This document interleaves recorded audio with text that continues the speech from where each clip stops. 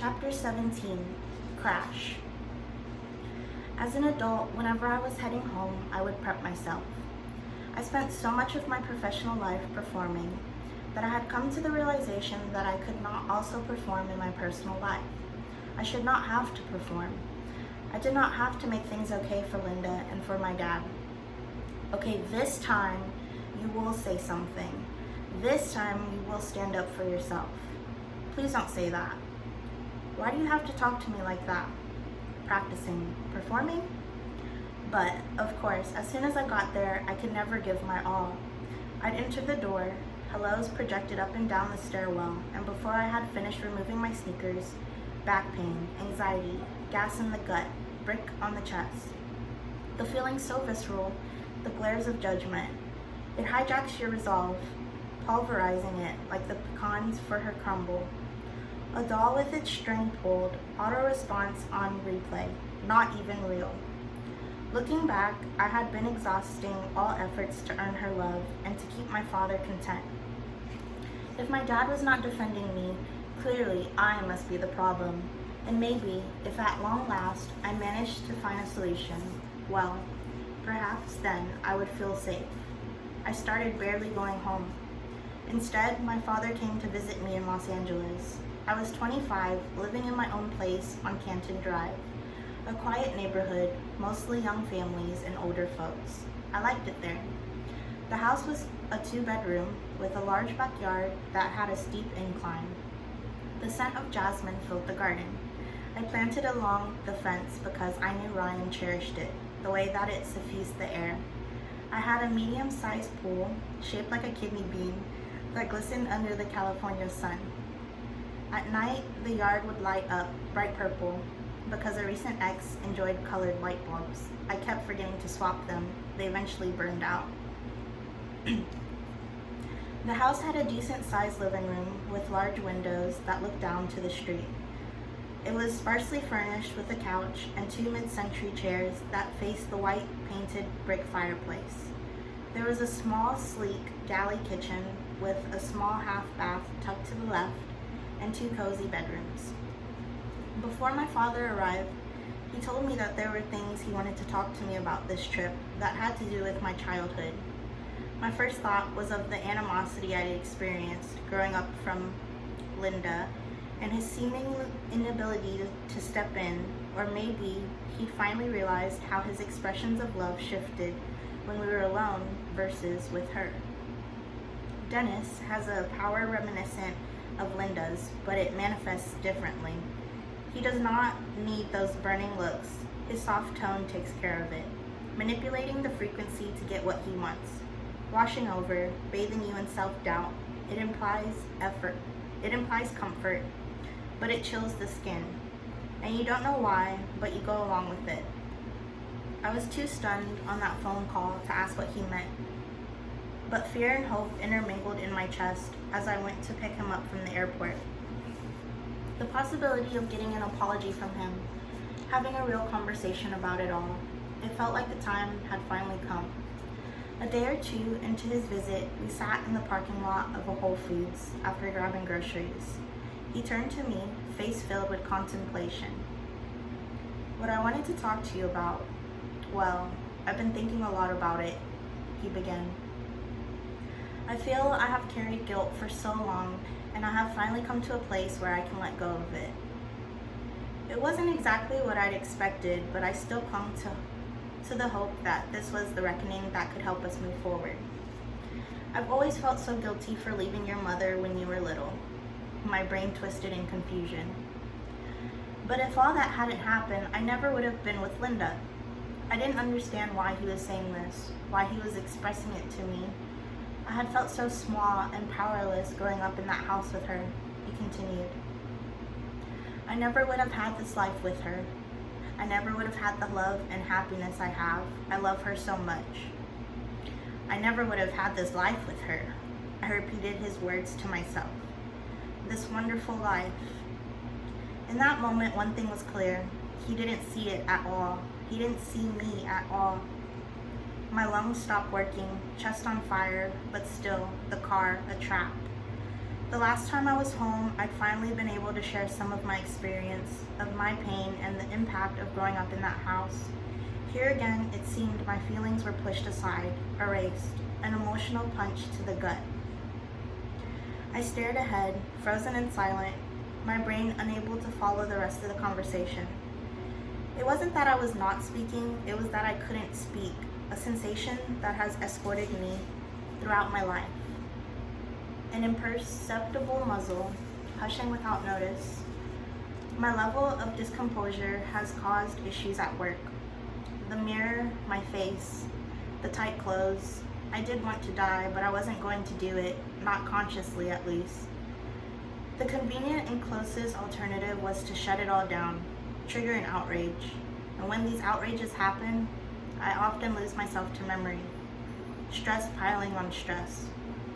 My mind slipped to another moment. Can you speak up? I was at a fancy, prestigious photo shoot with a famous, acclaimed photographer. I sat in a director's chair, getting my hair and makeup done. I'd arrived at the most elaborate shoot I'd been to at the time. There was music pumping, flashes were tested in the periphery of my vision. A myriad of people, the hippest of the hip. It was like in the movies. Already quiet and shy, I walked in and was introduced to the stylist. There was no fitting because there was only a single option and I had to wear it. A blue dress that was too tight and did not fully zip up the back, squeezed the last morsel of confidence out of me. And then it happened. Words narrowly made it out of my mouth. An indiscernible mumble. The world-renowned photographer had pulled a matching chair up to introduce herself. The makeup artist paused so she could say hello, asking me the questions you ask when you first meet, but I couldn't supply the answers. Something else took control, my body stiff, not responding. Her irritation with me grew visible. It began with a look that could be interpreted as confusion, but promptly turned to malice. "Do you even talk?" she snapped sharply. As the sentence emerged, she raised her leg, a slight lean backward. She pulled her knee up and back toward her. With force, she kicked the side of my chair, the base of her boot striking the wooden frame, hard. My heart skipped. It was all so quick. What the fuck just happened? Stunned, I sank lower. As she walked off, I did what I could to prevent tears from ruining the makeup. You can't have runny eyeliner, for goodness sake. I can't recall whether her kick elicited a reply from me. All I know is they completed their polishing, made my hair sleek and wavy, and with costume donned, I had my picture taken. We pulled into my driveway. Now panic swept through me, but I couldn't explain why, not even to myself. Looking back, I now know that even the thought of having to contradict his version of the truth sent me on a tailspin. Anxiety in the bones. After unpacking groceries, I grabbed my cell phone, my wallet, and my sunglasses, saying I had to head to my therapy appointment, regretting that I had shared the appointment time with him. There was a masked tension, the exaggeration nice, actors in a play, the fireplace simply a prop, none of it real. It's not for 2 hours. I know, just so much traffic to get over the hill this time of day, and I want to grab a coffee. Driving down Laurel toward Ventura Boulevard, my body shook. My right leg inadvertently jounced, a subtle rattling in my kneecap. Concentrating, I willed my foot to calm. Looking out the windshield, my focus blurry. Red light, green light, a bit of gas. I took a left onto Moore Park. 3 shots of espresso on ice, topped with a splash of soy milk. Rested in my Minnie's cup holder. Up to Ventura, I could take Coldwater Canyon to go from the valley to my therapist's old office in Beverly Hills on Wilshire Boulevard. I'd be early. I'd enjoy my coffee in the car. My trembling got worse. I turned on NPR, looking for a soothing voice to drown out my loud thoughts. Taking an occasional sip, the caffeine obviously not aiding my efforts to ease my angst. Sweating, but cold. Stomach churning, shit demanding out, like a jump scare, but I stayed in the air. I tried to focus, eyes on the road. Stopped now at a red, I went to change lanes to pull around the vehicle in front of me. A simple maneuver, one I'd done tons of times in LA traffic. I hit the car's right rear, smashing the front left of my car, and thankfully doing far less harm to theirs. Following the black sedan into a parking lot off Ventura, I was nauseated with guilt. I'd never had an instance like this as a driver before. The woman was shaken. I apologized profusely. "Were you texting or something?" she inquired angrily, understandably so. "No, I wasn't. I don't know why I did that. I'm so terribly sorry." We exchanged information, took photos. Insurance did their thing, unmistakably my fault, no doubt there. I got back in the car, looked at the time. I phoned my therapist, shame showering me, utterly distraught. "Ellen, these things happen. Fender benders happen every day. I've done it."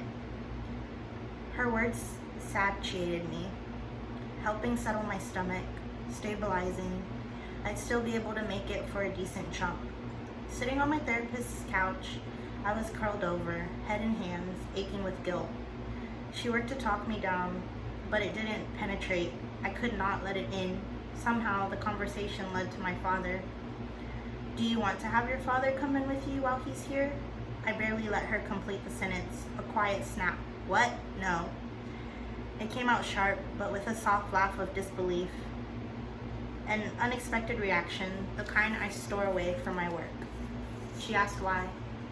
I didn't have an answer really, other than absolutely not. The thought of confronting him, setting any boundary at all, made me feel like I was going to shit blood. Having to deal with the car situation at least allowed for a proper distraction when I returned home. Phone calls, a drive to the dealership for repair. My dad is very much a car guy. My uncle is a mechanic, as well as two cousins. So he went into his zone and I ceded control to him, which let me stay in mine. As the day went on, I repeated different versions of sentences over and over in my head, building my strength or stalling. I'm not sure, but I couldn't do it. The words just couldn't come out. Feelings locked shut, closed, but always shoved back. You blur the boundaries enough. You get lost in between. It was that moment I felt I would never hear what I yearned for, an understanding, or at least an explanation, something. It would take me years to finally speak.